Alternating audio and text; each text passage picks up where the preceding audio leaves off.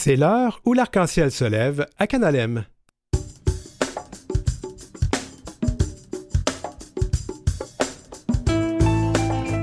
Allô, allô tout le monde! Bien, c'est une émission préenregistrée. Nous ne sommes pas en direct aujourd'hui. C'est une émission spéciale pour le lundi de Pâques, le lundi où on mange du chocolat. Donc, je vous promets une émission toute sucrée, toute douce. Ça va nous faire du bien. Avec Éric Chacour en deuxième partie et Farah Alibé en première partie.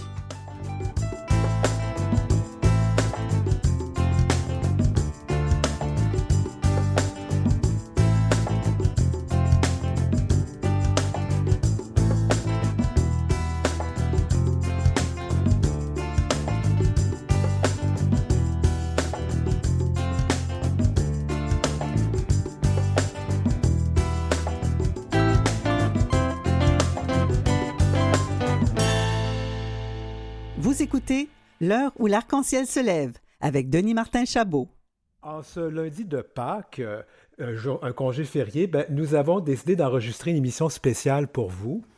D'abord, deux personnes inspirantes viennent nous rejoindre aujourd'hui. L'auteur Éric Chacour, qui vient de publier un roman à succès très touchant d'un amour impossible qui se déroule entre l'Égypte et le Québec. Il va être avec nous en deuxième partie.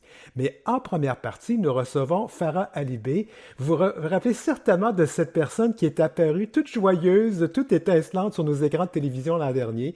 Et je dis une personne brillante, et pas seulement pour son sourire éclatant, mais surtout à cause de son intelligence et de ses capacités de communication surprenantes. Farah Alibé est une ingénieure en aérospatiale. Elle travaille au Jet Propulsion Laboratory. C'est un centre de recherche spatiale géré par le California Institute of Technology et c'est affilié à la NASA. Farah incarne le rêve de plusieurs d'entre nous qui, enfants, se voyaient partir dans une fusée et explorer l'espace et les autres planètes. Elle n'est peut-être pas allée elle-même dans l'espace, sait-on jamais, ça va peut-être venir, on va lui poser la question tantôt, mais elle y va autrement, en tant qu'ingénieure qui contribue à l'exploration de Mars par des robots. Farah nous a appris aussi qu'elle se définissait comme une personne queer. Elle a écrit son récit de vie, un livre qui s'appelle Mon année martienne. On va tout lui poser ces questions-là, pourquoi? Et c'est pour ces raisons qu'on l'a invitée à notre émission. Bienvenue Farah, à l'heure où l'arc-en-ciel se lève. Bonjour. C'est vraiment, vraiment le fun de te rencontrer. Alors, pour les gens qui nous écoutent, Farah n'est pas en studio avec nous. Elle nous rejoint par visioconférence. Alors, je suis le seul qui a la chance de la voir comme ça. Mais de toute façon, on est à la radio. Bienvenue donc. Et je pense, Farah, je vais te demander, tu utilises quels pronoms et quels accords? En fait, en français, je sais pas c'est quoi. En anglais, j'utilise she ou they, donc Oui. un ou l'autre. Donc, Elle ou il en français, oui. exactement, c'est ça. Bon. Je pense que les gens ont tendance à utiliser elle plus, puis je suis correcte avec ça, mais j'aime aussi quand les gens utilisent elle parce que c'est un peu plus, je sais pas, ça me représente un peu plus. Tout à fait, on va respecter ça, mais nous, on a convenu qu'on va utiliser aussi le pronom tu au lieu de vous. Oui. Ah, d'accord. Bon, écoute, c'est le temps de t'entendre. Parle-nous de toi. Tu es née où? Tu as grandi où? Parce que tu es québécoise d'origine, hein, c'est ça? Oui, je suis québécoise d'origine, donc mes parents sont nés à Madagascar, mais eux ils ont immigré au Canada. Ma mère, elle avait 15 ans quand elle a déménagé ici. Mon père était un peu plus âgé, en fait, c'est quand il a rencontré ma mère. Moi, je suis née à Montréal, mais j'ai grandi à Joliette. J'ai déménagé à Joliette quand j'avais 2 ans, donc j'ai fait mon primaire jusqu'à mon secondaire 2 à Joliette. De là, ma famille a déménagé en Angleterre, donc j'ai fait la fin de mon secondaire, l'équivalent de mon cégep, dans la ville de Manchester, qui est au nord de l'Angleterre. Et de là, je me suis beaucoup déplacée dans ma vie. J'ai fait mon université à l'université de Cambridge jusqu'à ma maîtrise. Je suis revenue vers les États-Unis pour faire mon doctorat à Boston. Et maintenant, j'habite à Los Angeles. Donc, un petit tour de l'Amérique du Nord et de l'Europe. Mais c'est plus en avion, certainement pas en navette spatiale, malheureusement pour toi. Écoute, retournons à ton enfance, c'était comment de grandir dans Joliette? Parce que bon, je pense qu'on va dire les choses, tu le dis dans ton livre, tu t'identifies quand même comme une personne, une femme de couleur, issue aussi d'une famille de l'immigration. Alors, c'était comment, toi, de grandir dans tout ça, dans un milieu très québécois, très pur laine, là? Oui, je veux dire que ça a ses beaux côtés et ses moments difficiles aussi. D'un côté, grandir à Joliette, c'est quand même une ville assez idyllique. Je me souviens que mes parents, on avait un grand terrain, on avait une piscine, on partait en vélo le matin. Dans ce temps-là, on n'avait même pas de téléphone cellulaire ni rien. On partait en vélo, on allait voir nos amis, on revenait. C'est une vie complètement différente de ce qu'on peut vivre comme dans une métropole, par exemple. Et j'ai grandi en faisant du patinage artistique. On allait skier à Val-Saint-Côme, on faisait du patin sur la rivière l'hiver. Donc, tous ces côtés-là de la culture québécoise, de grandir au Québec, je les ai très, très bien vécus. J'ai adoré ça. Mais d'un autre côté, il y avait pas beaucoup de familles d'immigrants à Joliette. Et surtout, il y avait pas beaucoup de familles d'immigrants visibles. Donc, il y avait de la couleur de peau différente. Et ça a causé quand même beaucoup de problèmes, des moments difficiles. Ma mère m'a raconté que la première fois qu'on était allé au McDonald's à Joliette, les gens nous demandaient, vous venez d'où, vous autres? Les gens retournaient pour nous regarder. Les gens dans l'autobus m'arrêtaient pour me demander d'où tu viens, d'où, rentre chez toi. Il y avait beaucoup de racisme à l'école aussi, du bullying. Donc, ce sentiment de se sentir autre, de se sentir différente, c'en est un avec lequel j'ai grandi. Puis ça, c'est pas facile quand t'es à l'âge de 5, 6, 7 ans, quand t'es déjà différente pour d'autres raisons, mais que les gens te traitent différemment à cause de la couleur de ta peau, que tu as de la difficulté à te faire des amis à cause de ça. Et le bullying qui était quand même assez intense. Je pense que ça a été des moments très, très, très difficiles. Éventuellement, j'ai découvert que, en fait, tout ce que je vivais, c'était beaucoup à cause euh, relié au manque d'éducation. Fait que ces personnes-là, peut-être, n'avaient jamais vu une personne de couleur. Donc, quand tu vis un racisme comme ça, c'est pas...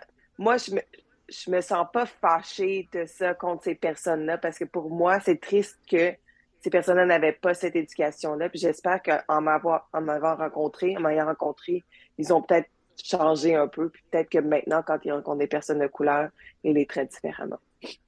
Mais toi, comment tu fait pour avoir cette résilience? Là, je t'entends, puis je vais te confier que moi aussi, j'ai vécu de l'intimidation, du bullying, peut-être pas pour la couleur de peau, évidemment, parce que je suis une personne blanche, mais parce que j'avais l'air queer, j'avais l'air Oui. d'une tapette, on va dire le vrai mot. Alors, c'était très difficile pour moi. Comment toi, t'as fait pour passer au travers de ça, puis et réussir comme tu as réussi, là? Comment t'as fait à cette époque-là? Juste traité-tu?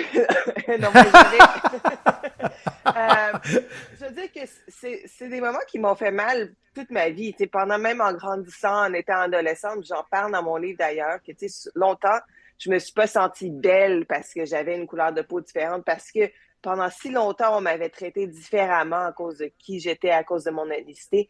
Ça a pris beaucoup, beaucoup de temps. Une chose qui s'est passée, c'est que quand j'ai déménagé en Angleterre, il y avait beaucoup plus de personnes indiennes. Donc, à ce moment-là, je me suis retrouvée quand même dans une communauté où il y a des gens qui me ressemblaient. Puis ça, je pense que trouver sa communauté, on a tous vécu ça d'une manière ou d'une autre, mais je pense que ça commence un peu là parce que ça nous donne la force de, de réaliser qu'on est une belle personne qui qu'on soit, quoi qu'on soit.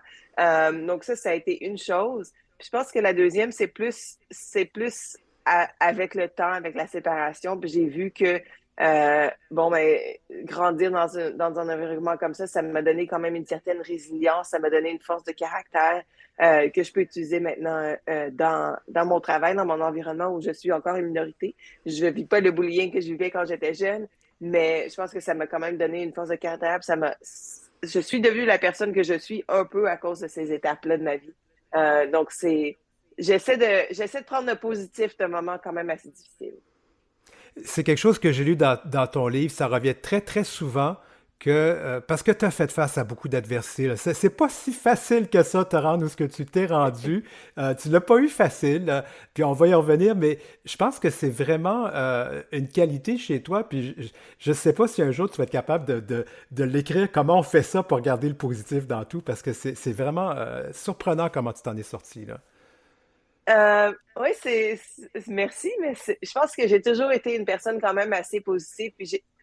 Même si j'ai vécu ces moments difficiles-là, tu sais, j'ai quand même eu un beau privilège dans ma vie d'avoir grandi dans une maison avec mes deux parents. J'avais un frère, on faisait du sport, tu sais, on a quand même toutes ces belles choses-là qu'on a eues dans notre vie, qu'on a eues à cause des sacrifices que mes parents et mes grands-parents ont fait quand ils sont partis de leur pays. Je pense que en sachant que tout ce que ma famille a fait pour nous offrir cette vie-là, je pense qu'on peut seulement être positif parce que il y a eu tellement des belles choses dans mon enfance. Euh, Quand j'ai déménagé en Angleterre, on a voyagé, puis avoir toutes ces belles choses-là dans sa vie qu'il y a des gens que ça donne envie. On peut pas, je pense qu'on ne peut pas ne pas voir la vie de manière positive quand on a ces belles choses, je pense, même s'il y a des choses difficiles à côté. Avant de passer à ton travail d'ingénieur, j'aimerais quand même, parce que tu as fait une sortie publique en tant que personne queer, qu'est-ce que tu entends par cette définition-là pour toi? Mais pour moi, en fait, j'utilisais avant le mot bisexuel parce que je sors avec des hommes ou des femmes. En ce moment, mon partenaire est un homme. Ça fait quand même longtemps qu'on est ensemble. Et donc, puis c'est intéressant d'ailleurs parce que justement, je suis dans une relation hétéronormative, donc avec un homme.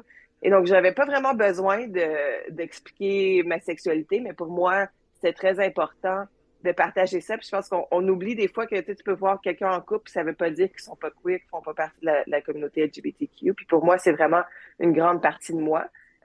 Mais dans le fond, c'est ça, j'utilisais le mot bisexuel, mais je trouvais que c'était trop binaire. Ouais. On dirait que ça fait parce qu'il vraiment le mot bi là.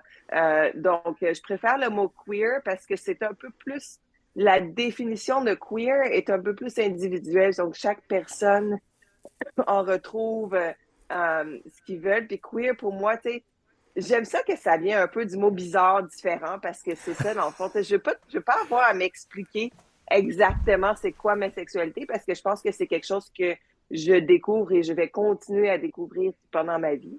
Mais, désolée, j'ai une Juste petite pour toux. oui, pour que les gens le sachent, je pense que tu avais la grippe ou le rhume ou la COVID là, Oui, avant j'avais la cette COVID entrevue. récemment, donc tout ce qui me reste, c'est c'est une Oui, petite toux qui, des fois, on, on qui prend comprend pas des ça. fois. Oui, oui. Euh, mais c'est ça, Je veux donc revenir sur ça. Je veux revenir sur ça parce que est-ce que c'est quelque chose que tu as découvert plus jeune? Est-ce que ça a joué aussi dans l'intimidation ou le bullying que tu subi plus jeune?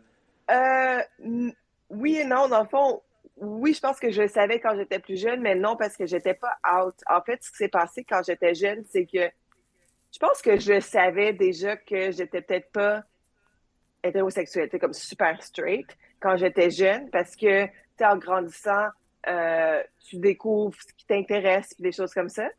Mais ce qui s'est passé à l'âge de 10, 11, 12 ans, quand on découvre ces choses-là, c'est que euh, j'aimais les garçons. Puis je me suis dit, pour moi, j'étais déjà tellement différente avec tout ce que j'étais comme non, je veux pas. C'était vraiment intentionnel à ce moment-là que je me suis dit, non, non, moi, je veux pas être plus différente que ça. C'est assez. J'aime les garçons. Je veux même pas y penser au reste. Je vais être straight, puis ça va être ça.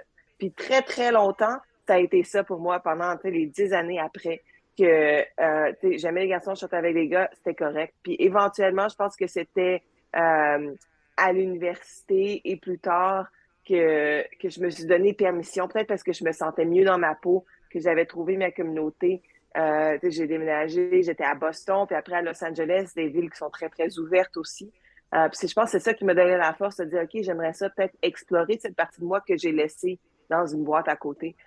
Donc moi, non, le bullying relié à ma sexualité, je l'ai pas vécu. C'était un peu peut-être par choix. Puis c'est ça, encore là, c'est un privilège que j'ai même eu pu faire ce choix-là en étant jeune. Mais je suis contente d'avoir réouvert cette partie de moi puis de l'avoir découvert parce que je me sens beaucoup plus complète maintenant que je m'assume 100% moi-même. Donc.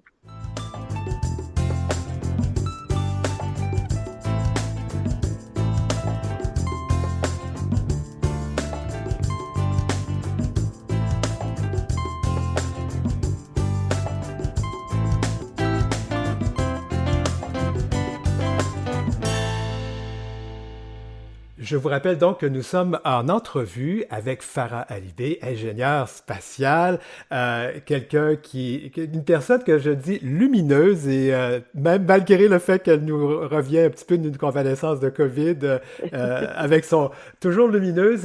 Et j'aimerais justement aller un petit peu plus loin dans tout ce que tu as dû combattre parce que devenir ingénieur spatial, c'est un milieu de gars, on va se le dire. Oui. Alors, d'abord, comment t'es venue l'idée d'aller dans cette branche-là? Mais moi, j'ai grandi dans les années 90, donc j'ai grandi avec Star Wars, Star Trek, un film qui m'a beaucoup, beaucoup inspiré, c'était Apollo 13. Donc, j'ai grandi avec la tête dans les étoiles, euh, figurativement. Et donc, je pense que c'est vraiment comme, tu sais, tout le monde a son rêve d'enfance là, de qu'est-ce qu'il voudrait faire. Souvent, c'est être pompier, être astronaute, être un rockstar. Mais pour moi, c'était d'être astronaute. Puis j'ai jamais perdu de vue ce rêve d'enfance, dans le fond. Mais j'ai aussi toujours été une fille comme bricoleuse qui essayait de comprendre le monde autour de moi. Donc, je pense entre ces deux choses-là, j'étais comme peut-être destinée pour aller en aérospatiale. Donc, c'est vraiment un rêve d'enfance que j'ai continué à poursuivre toute ma vie. Mais on t'a dit, il y a quand même des profs ou des personnes qui t'ont dit non, non, va pas là, c'est pas un domaine pour les filles. Oui, puis je pense que ça a été beaucoup comme la société, je l'avais entendu. Ah, comment est-ce que tu vas faire? Comment est-ce que tu vas faire pour avoir des enfants, t'occuper d'une famille, être ingénieur, ça va pas ensemble. J'ai aussi eu une orientatrice de carrière qui m'a dit, ben, Farah, quand même, c'est un monde d'hommes. Je sais pas si tu vas réussir là. Tu as des bonnes notes, tu peux choisir n'importe quel métier que tu veux. Pourquoi est-ce que tu irais en ingénierie? Tu sais, c'est pas comme cette personne-là en particulier, c'est pas comme si elle me voulait du mal. Je pense que c'est plus que elle voulait comme m'avertir que ça serait un monde dominé par les hommes. Puis c'est vrai que c'est pas toujours facile. On est comme environ 25% de femmes dans ce domaine-là, un peu moins. Il y a des microagressions, on est traité différemment. Ça s'améliore bien sûr, mais ça n'a pas toujours été facile. Donc elle avait pas nécessairement tort. Mais je pense que quand il y a un problème dans la société, on devrait pas dire aux jeunes, non, mais toi, adapte-toi au problème, puis évite le problème. Ça doit être le contraire, qu'on doit se changer nous-mêmes quand on sait qu'il y a un problème, puis qu'on doit être capable d'inviter tout le monde à la table, d'inviter tout le monde à poursuivre leur rêve. Tu as mentionné tout à l'heure, en début de réponse, comment peux-tu faire ça et avoir des enfants? Est-ce que c'est quelque chose que tu rêves de faire, d'avoir des enfants, devenir une maman? Pour moi, non. Personnellement, c'est pas quelque chose j'ai jamais quelque chose qui m'a intéressé. Donc, c'est pas, c'est parce que c'est super beau d'être une maman et d'avoir une famille, mais pour moi, ma famille, c'est mon chum et mon chien et moi. Et, euh, je redonne à ma société d'une manière différente. Je vais beaucoup dans les écoles. Je suis volontaire dans un programme qui s'appelle Grand Frère, Grande Sœur ici aux États-Unis. Et aussi, je travaille avec des jeunes qui sont l'équivalent de la DPJ ici. Donc ça, c'est ma manière de redonner à la société. Mais personnellement, cette envie d'avoir des enfants, c'est pas quelque chose que moi, j'ai jamais senti ça dans le fond. Donc ça fait pas partie de ma vie. Puis justement, je trouvais ça bizarre étant jeune que les gens me disent, ah, mais comment tu vas faire pour avoir des enfants, une famille? Puis je me disais, ben premièrement, une famille, ça se fait pas nécessairement tout seul. Il y aura quelqu'un d'autre. Mais deuxièmement, c'était comme ça, c'était pas un facteur dans mes décisions. Mais quand je dis ça, ça veut pas dire que mon métier me permet pas ça. J'ai bien sûr beaucoup d'amis, de collègues qui ont des enfants et ça se fait très, très bien. Donc, je pense que c'est un mythe de dire que il y a certains métiers que pour une femme ou une personne d'avoir des enfants, c'est pas possible. Ça se fait très bien, il faut juste apprendre à avoir ses priorités. Puis tu me permets peut-être d'ajouter aussi que ce n'est pas une obligation pour une femme d'avoir des enfants. Non, exactement. Et pour moi, c'est vrai que les gens au début étaient un peu surpris. Pourquoi tu veux pas des enfants? Puis j'étais comme, ben, j'ai pas à m'expliquer. C'est juste, j'ai pas le goût. C'est comme, est-ce qu'on demande à une femme pourquoi est-ce que tu veux des enfants? Non. Donc, je pense que c'est un choix personnel. Chacun fait ça dans sa vie. Puis pour moi, en tout cas, pour le moment, ça fait pas partie de mes plans. En tout cas, Farah, j'admire ta candeur. À chaque fois qu'on te pose une question, c'est pas une réponse de politicien, tu nous dis exactement, tu nous donnes l'heure juste. Puis je pense que ça fait du bien et je t'amène sur un autre sujet. Moi, je suis un homme blanc, mais je suis un homme cisgenre, mais tu es une femme. Les femmes vivent beaucoup de discrimination dans nos sociétés. C'est toujours et encore là. Comment, tu sais, tu parles que tu vas dans les écoles et tout ça. Alors, comment vois-tu ton rôle, toi? Te vois-tu comme un modèle pour ces jeunes femmes qui sont derrière et qui se disent ah ouais, peut-être que je suis capable? Qu'est-ce que tu te vois-tu là-dedans, toi? Mais je sais pas si c'est nécessairement que je me vois comme un modèle, mais je pense que pour moi, je fais ça parce que je sais que moi, c'est quelque chose qui m'a manqué à l'école, à l'université, de voir des, je suppose, des modèles différents, des exemples différents d'ingénieurs. Puis c'est aussi pour ça que je suis honnête, parce que c'est ça qui m'a manqué quand on voit, quand on est jeune, tu sais, moi, les modèles que j'avais quand j'étais jeune, c'était dans les magazines. Puis c'est à peu près tout. Tu sais, peut-être que c'était le début de l'Internet, mais tu sais, c'était les gens qu'on voyait à MTV et dans les magazines, puis c'était à peu près ça. Donc, c'était pas exactement des modèles qui me ressemblaient, des modèles qui avaient, qui avaient les mêmes aspirations de carrière que moi. Et rendu à l'université, encore là, je me retrouvais dans un monde très, très blanc, très, très masculin. Donc, quand je regardais, c'est comme un grand modèle pour moi, c'était Carl Sagan, un ingénieur, un scientifique extraordinaire, mais qui me ressemble pas du tout. Donc, ces modèles-là m'ont apporté des belles choses, mais c'était jamais comme un modèle complet. Longtemps, j'avais la misère à m'assumer avec moi-même, justement, dans ce domaine-ci, parce que je voyais personne qui me ressemblait, qui avait des faits vécus similaires aux miens. Éventuellement, j'en ai trouvé des gens comme ça, que ça soit dans l'aérospatiale en général ou à mon travail. Mais c'est quelque chose qui m'a manqué. C'est pour ça que je le fais. Donc, je me dis que d'un côté, peut-être que si quelqu'un se reconnaît dans mon histoire, que ça soit une petite partie de mon histoire, une petite partie de moi qui se reconnaisse là-dedans, puis que se sente peut-être moins seul, parce que je pense que mon enfance, ça a été marqué beaucoup de solitude. C'est tellement un beau cadeau à offrir, juste en étant soi-même, de pouvoir inspirer quelqu'un d'autre. Donc, pourquoi ne pas le faire? Ah, c'est beau. Comment vis-tu, tu es quand même devenu une personne célèbre au Québec, du moins au Canada. Comment vis-tu cette célébrité-là? C'est quand même inusité pour une ingénieure spatiale. Tu sais. Euh, c'est spécial parce que, dans le fond, en vivant à Los Angeles, je le vis moins. C'est sûr que c'est toujours spécial quand j'ouvre un Zoom, une personne puis qu'ils me connaissent déjà. Donc, je le vis un peu moins dans ma vie de tous les jours. Mais quand je rentre au Québec, c'est vrai que c'est spécial. Des fois, les gens me reconnaissent ou les gens vont reconnaître mes parents. Mais je pense que tu sais, je profite de chaque moment. Tu sais, ça durera peut-être pas toujours, mais c'est aussi tellement beau de dire que les gens me connaissent juste pour qui je suis, pour ce que j'aime faire, puis ils me reconnaissent juste à cause de ça. Puis c'est beau. Moi, je trouve que c'est tellement un beau cadeau que les gens m'offrent en faisant ça. Et je suis tellement contente de partager ma passion. Donc, moi, ça me fait plaisir, dans le fond. C'est toujours inattendu à chaque fois que ça arrive. Et tes collègues de travail à Los Angeles, il faut dire qu'à Los Angeles, il y a beaucoup d'autres étoiles aussi, mais pas dans le même domaine. Mais tes collègues de travail, comment ils vivent ça? Est-ce qu'ils savent que tu es devenu une personne célèbre dans ton patelin?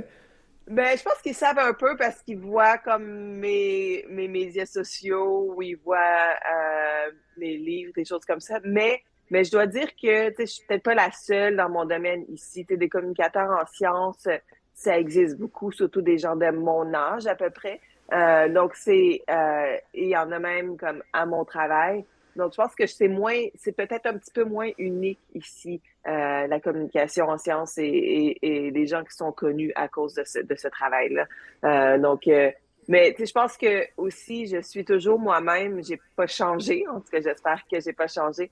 Donc, je pense que pour les gens autour de moi, c'est comme, ah, c'est bien cool que tu fais ça, puis ils retournent à être mon collègue ou mon ami parce que je suis encore la même personne. Puis ils sont cool aussi avec le fait que tu t'affirmes comme une personne queer, parce que là, tu le fais vraiment là, dans ton travail, ils le savent, là.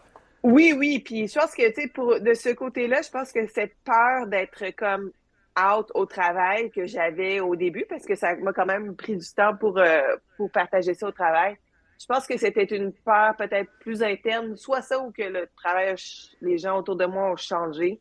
Mais encore là, tu sais, j'ai retrouvé mon univers, tu sais, mon monde à mon travail. Donc, je suis pas unique en étant queer et loin de ça.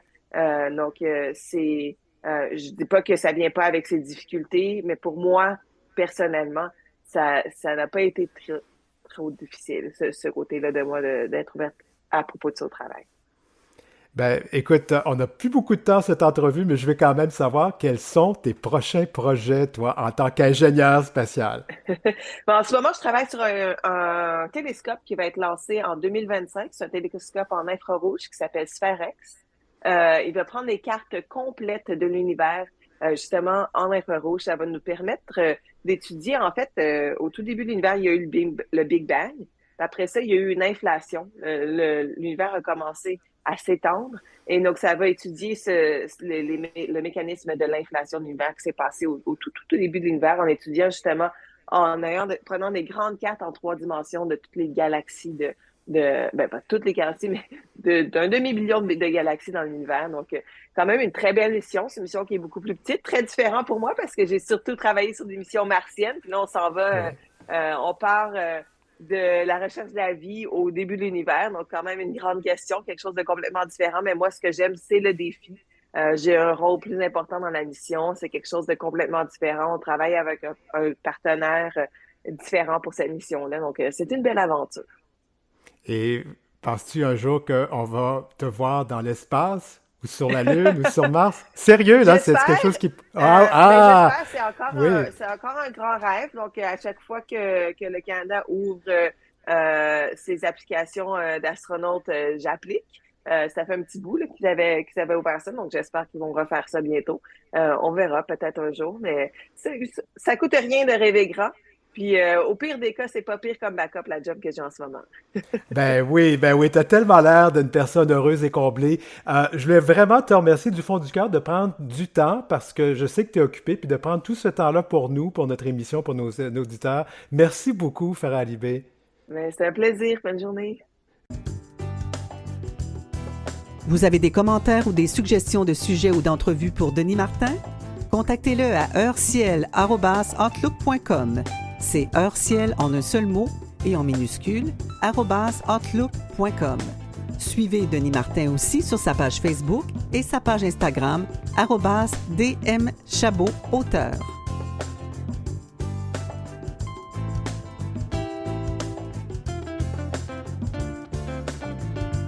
Alors, quelle belle entrevue qu'on vient d'entendre avec Farah Alibé. Farah Alibé qu'on a rejoint en Californie. Très content d'avoir pu discuter avec elle.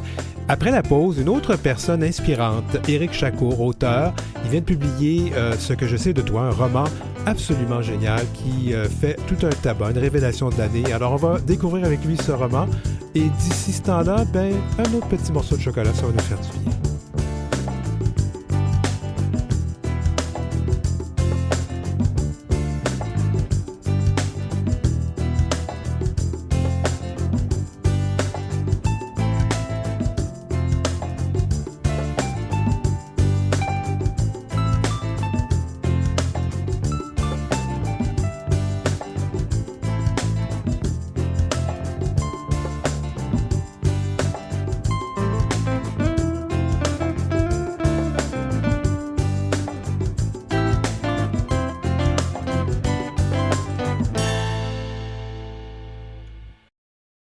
De retour à l'heure où l'arc-en-ciel se lève sur Canal M.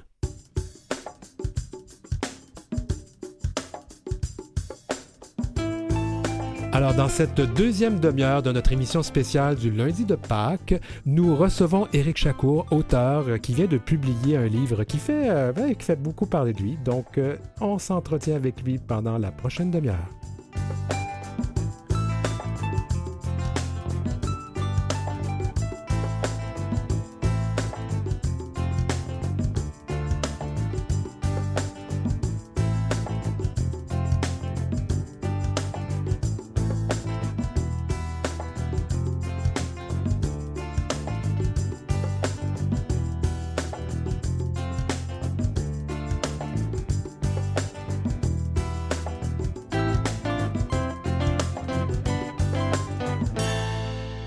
Vous écoutez L'heure où l'arc-en-ciel se lève avec Denis Martin Chabot. Oui, c'est notre lundi de Pâques. Je ne l'ai pas dit en première demi-heure, mais on peut le dire maintenant. J'espère que vous avez eu du bon chocolat de Pâques. C'était peut-être la seule bonne raison d'aimer cette journée-là, ceux qui aiment le chocolat.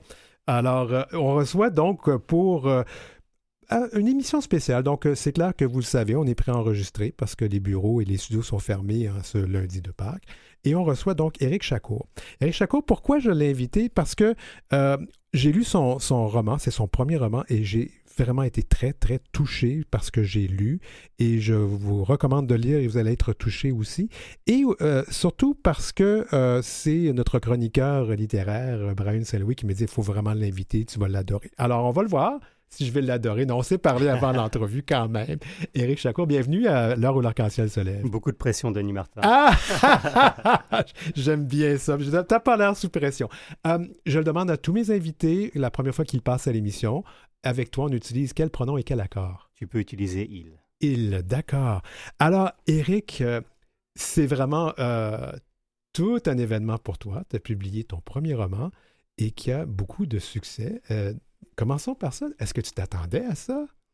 Je pense pas que qui que ce soit réponde oui à cette question, mais dans mon cas, encore moins. Je pense que je m'attendais à très peu de choses. Je ne m'attendais même pas vraiment. Je me disais peut-être sur un malentendu, ça pourrait être édité. On pourrait trouver un éditeur qui pourrait être intéressé. Mais je me disais ce serait peut-être le roman qui plairait à quelques dizaines de personnes. Je ne pensais pas qu'il atteindrait autant de monde et qu'il recevrait un accueil critique aussi merveilleux. Donc, je suis encore émerveillé par tout ça. Ben, en fait, il y a un très bon accueil, puis j'ai vu beaucoup de recensions, beaucoup de critiques très positives. Mais je pense qu'avant d'aller là, ce que je trouve intéressant, c'est qu'il y a 1 an, je crois, tu étais au Salon du Livre avec ton petit manuscrit.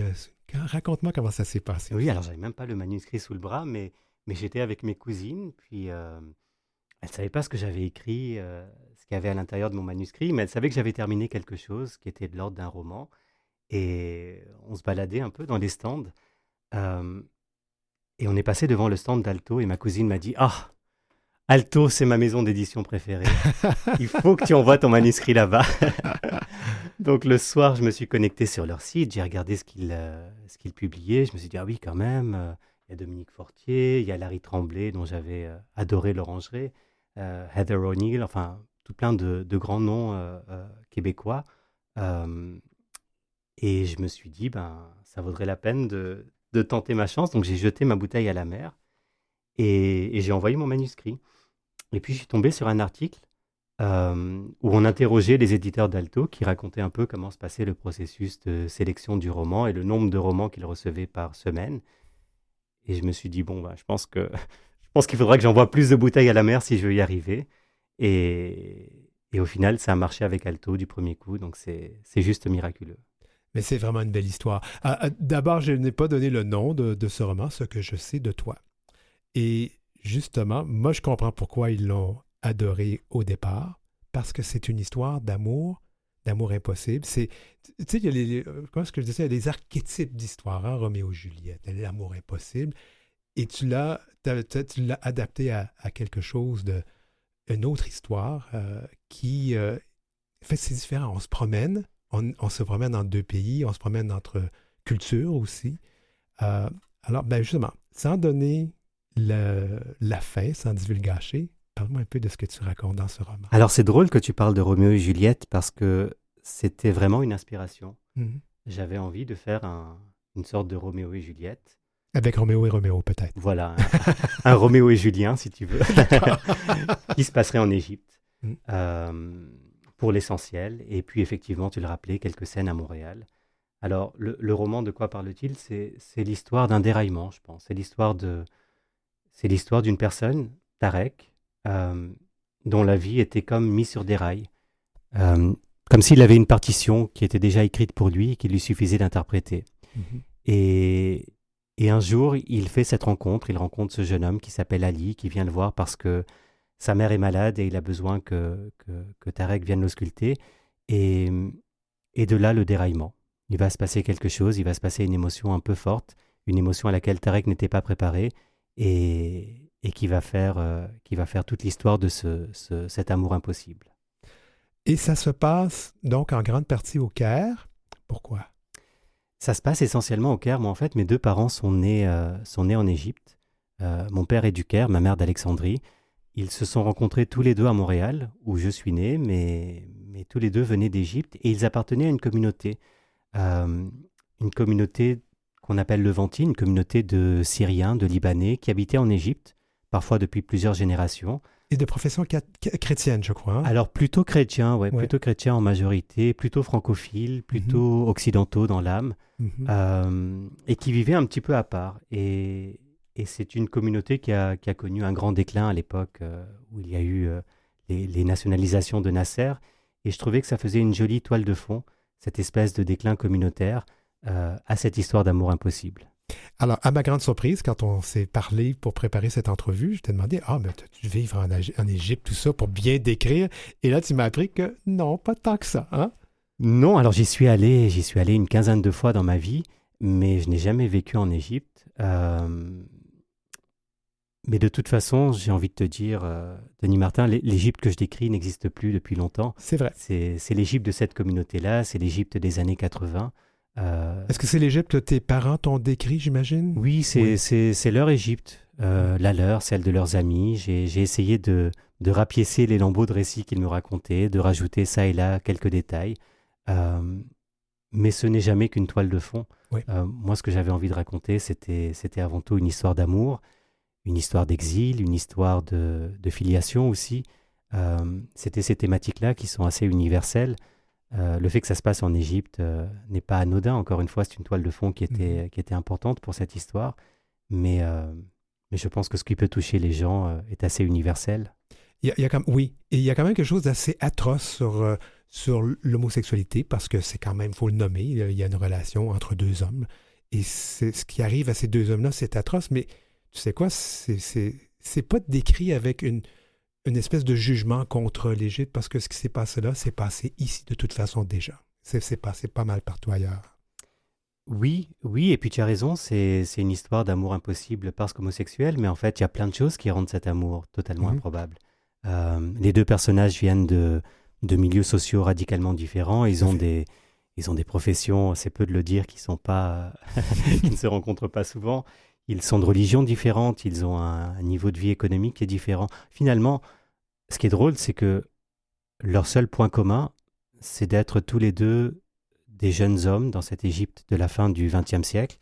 Et l'ironie, c'est que c'est finalement ce rare point commun qui les condamne plus que toutes les différences.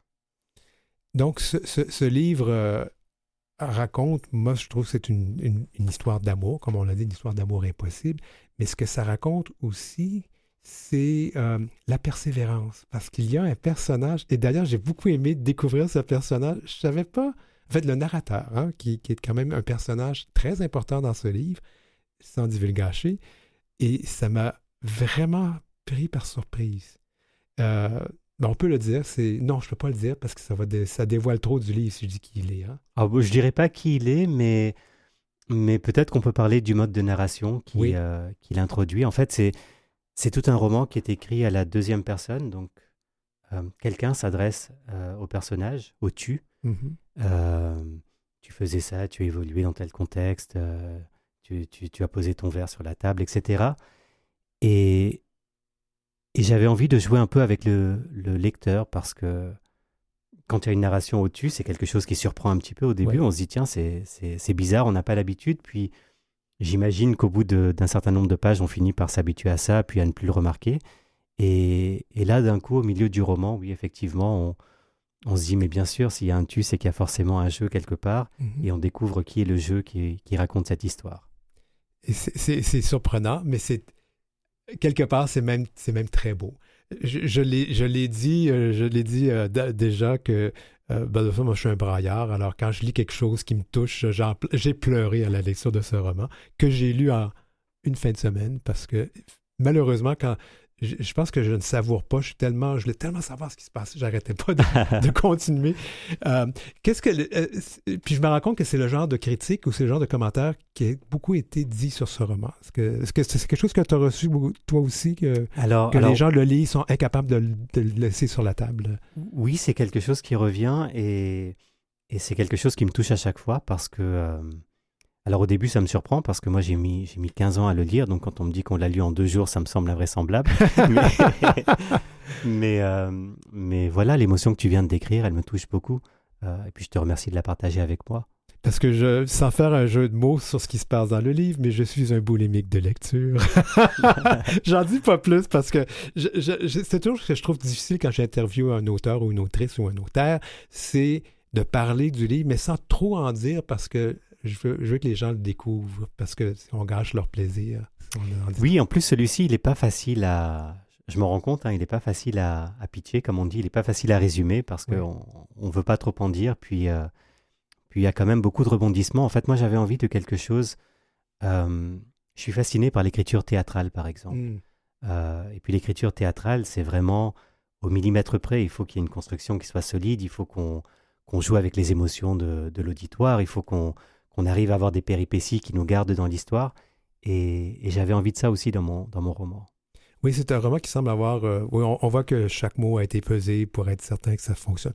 Puis on va en parler un peu plus tard, mais ce n'est pas ton job. Tu fais autre chose dans la vie que d'être auteur, puis ça, on va en reparler. Oui, oui.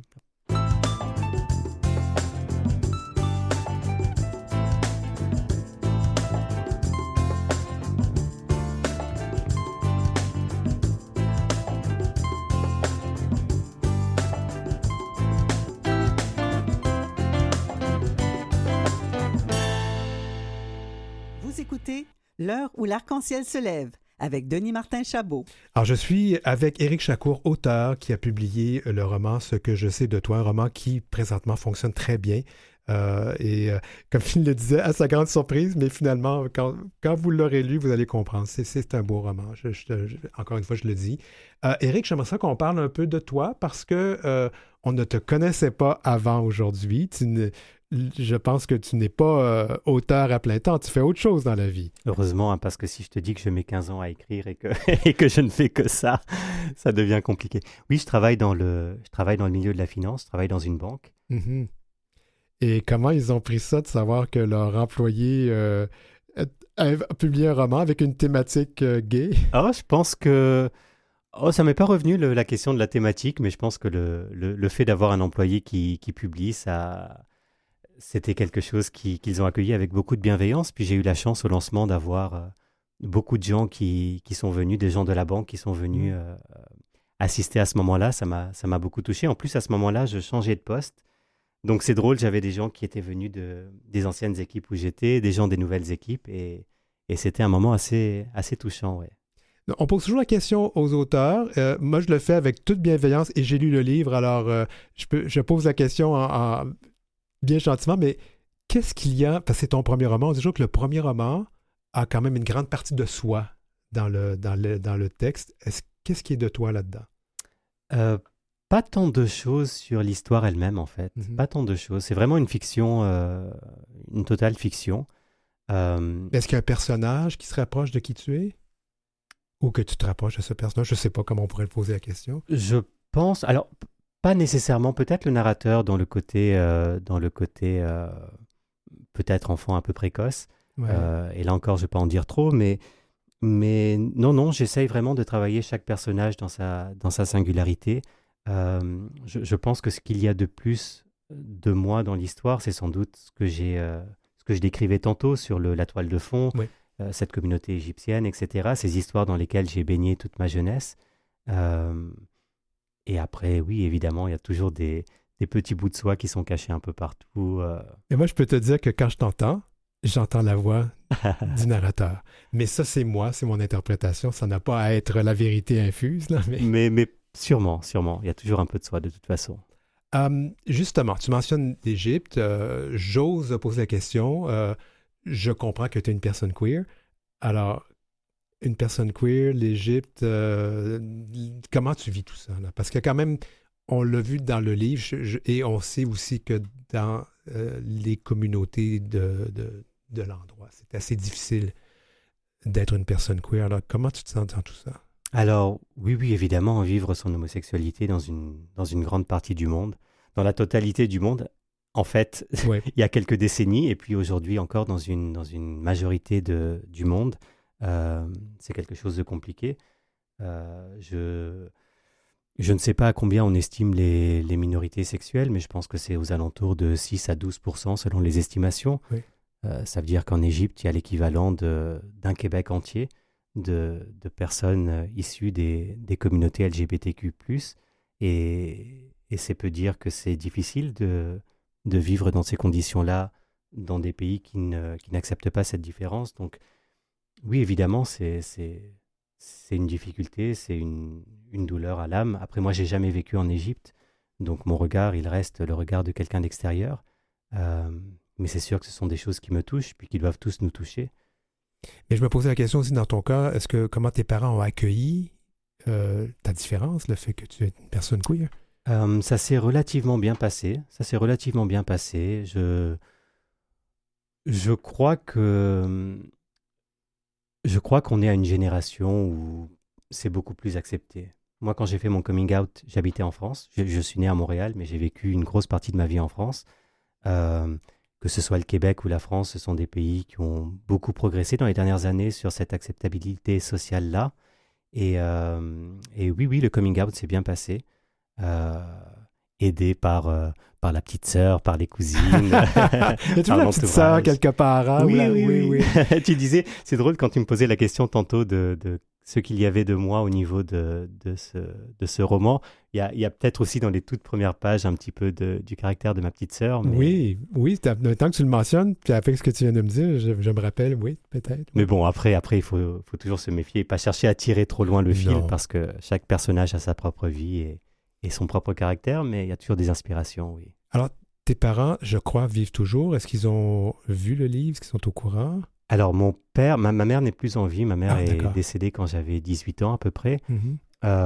Mais mon père et sa copine, euh, mon père, pour le coup, je suis sûr, a lu le livre et puis m'a fait des retours très bienveillants. Alors, c'est toujours une relation teintée de beaucoup de pudeur avec mon père, mais j'ai compris qu'il l'avait beaucoup aimé, puis qu'il se réjouissait, qu'il en parlait beaucoup autour de lui. Et en fait, une des choses qui m'a le plus touché, euh, ce sont les retours de tous les gens de cette communauté-là, de son âge, Mm. donc la plupart de ses amis, mes oncles, mes tantes, etc., qui se sont retrouvés dans le portrait que je dressais de l'Égypte de cette époque. Moi, c'était une de mes grandes craintes, Denis Martin, parce que je me disais, bon, c'est compliqué de... Imagine-toi, tu dois faire le portrait de quelqu'un que je te décrirais, que j'aurais croisé dans la rue. Eh ben, je suis pas sûr qu'au moment où tu montrerais le portrait, je te dirais c'est exactement cette personne-là, tu vois. Je te Oui. dirais, ah, c'est pas tout à fait ça, peut-être que le nez.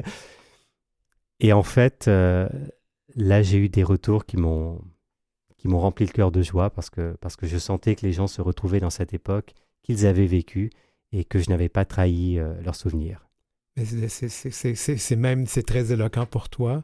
La question aussi qui me vient en tête, parce que nous sommes dans une drôle d'époque présentement au Québec, en Occident, où, il y a des gens qui rejettent l'intersectionnalité. Tu connais un peu le débat. Et puis moi, je sais que tu as quand même des origines de ta famille égyptienne, tu es québécois, queer. C'est difficile à vivre, tout mettre ça ensemble et puis à vivre tout ça. Est-ce que c'est difficile à vivre? Non, je pense pas que ce soit difficile. Euh, je crois qu'à l'adolescence, on passe par une période de sa vie où on a envie d'être invisible, d'être comme tout le monde, de ne pas retrouver de choses qui feront rire les autres dans sa boîte à lunch. Mais il arrive assez rapidement à un âge où on se rend compte qu'en fait, tout ce qui est intéressant en soi, c'est ce qui nous différencie des autres. Ce sont ces particularités que ressembler à tout le monde n'a pas tant d'intérêt que ça. Et on finit par aimer ces différences. Donc non, non, je ne crois pas que ce soit difficile aujourd'hui de vivre ça.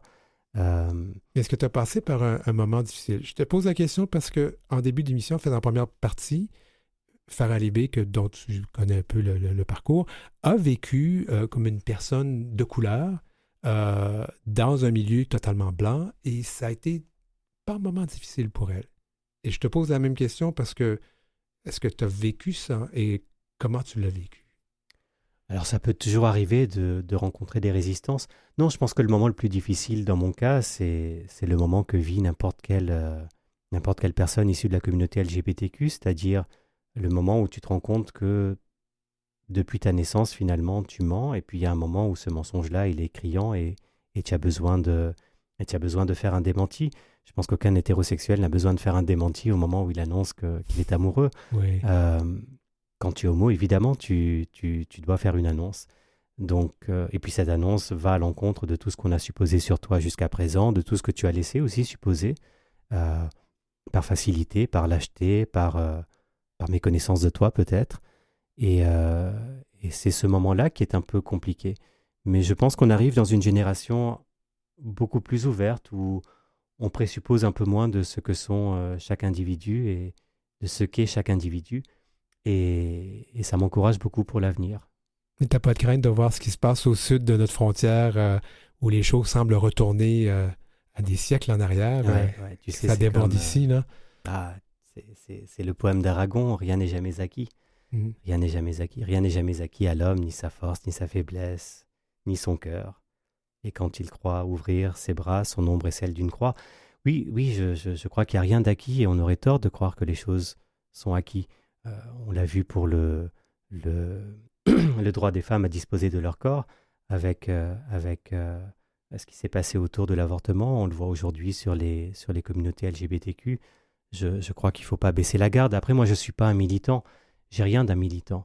Tu vois, je ne suis pas quelqu'un qui... Je suis conscient de la chance que j'ai de vivre aujourd'hui dans un Québec qui s'est construit grâce à des militants qui se sont battus pour que je puisse vivre dans cette sécurité d'esprit-là.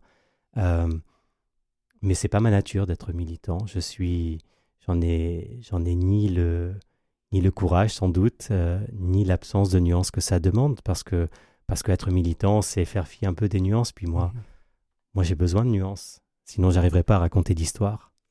Alors, ce livre, son avenir, va-t-il être porté au cinéma, en télésérie, traduit en anglais, en d'autres langues, en égyptien? Ah, là, j'ai des tantes chez elles qui sont en train de casser des assiettes pour ne pas que...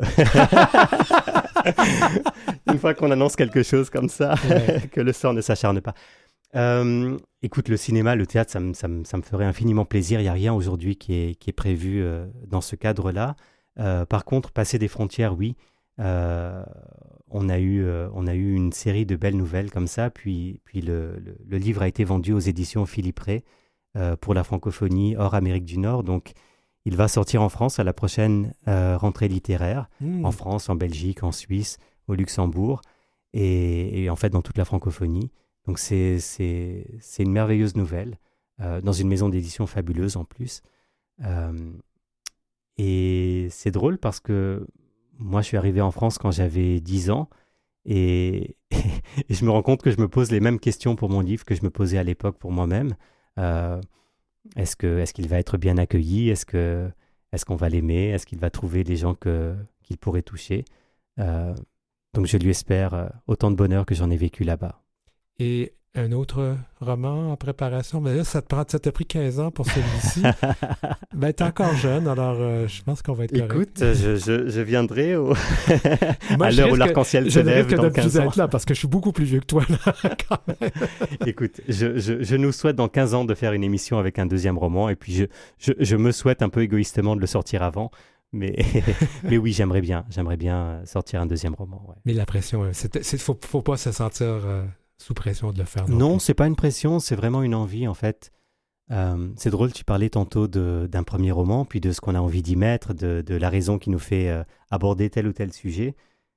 Moi, j'ai toujours eu 2 idées en tête, 2 idées de romans que j'ai eu envie de porter à leur terme. Et voilà, la première est faite, elle est devant toi. J'ai envie de m'attaquer à la deuxième. Bon, j'ai hâte de le lire. Je te mettrai pas de pression, alors pas d'heure de tomber, pas de deadline. Éric Chacour, on a déjà fini. Merci d'avoir été à l'heure l'arc-en-ciel se lève. Merci à toi.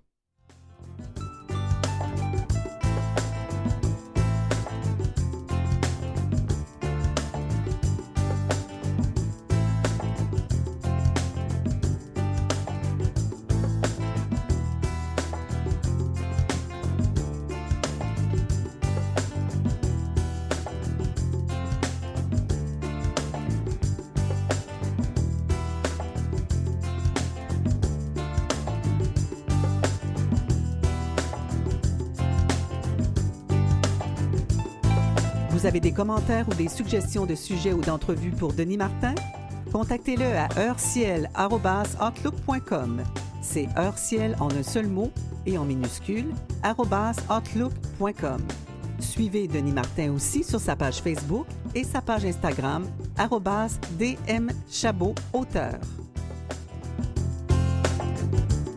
Ah, c'était notre émission spéciale pour ce lundi de Pâques où on mange du chocolat. Nous, c'était une petite émission douce et sucrée. Ça nous a fait du bien aujourd'hui de faire ça.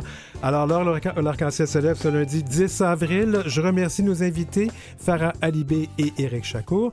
Et je voudrais remercier notre équipe, France Dauphin qui m'assiste à la recherche, Maurice Bolduc qui est à la mise en onde, Julie Curley qui nous a gracieusement donné cette musique thème, Gerly Ormelette qui est aux réseaux sociaux de Canal M.